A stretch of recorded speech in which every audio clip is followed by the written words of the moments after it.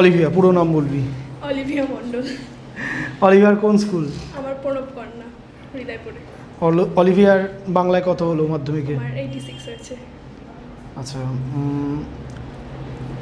বাংলার প্রিপারেশনটা কি করে নিয়েছিলি আমাকে একটুখানি বল, বা আমাদের যারা পরবর্তী ব্যাচের বাচ্চা রয়েছে তাদের জন্য যদি বলিস।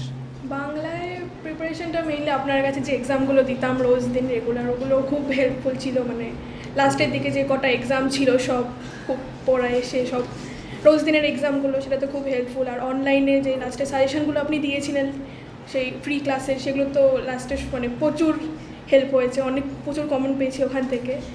আর মেইনলি গ্রামারের দিকটা তো বেশি করে প্রিপারেশন নিতেই হয়, কারণ যেগুলো সবসময় কমন আসে না। সো এগুলো কোয়েশ্চেন ব্যাংক থেকে বেশি করে প্র্যাকটিস করা। আর ব্রড কোয়েশ্চেন আপনার যে সাজেশনগুলো সেগুলোর থেকেই বেশি পড়েছি, সেগুলোই পেয়ে গেছি। আর রচনা? রচনা আপনার যে নোট দিয়েছেন ওখান থেকে সব কমন, ওখান থেকে তো কোনো কথাই হবে না। যে করা ছিল 2 না 3টে কমন পেয়েছিলাম আমি। তোর এই যে 90%-এর কাছে গিয়ে আটকে গেল, তো তুই কি কিছু ভুল করে এসেছিলি?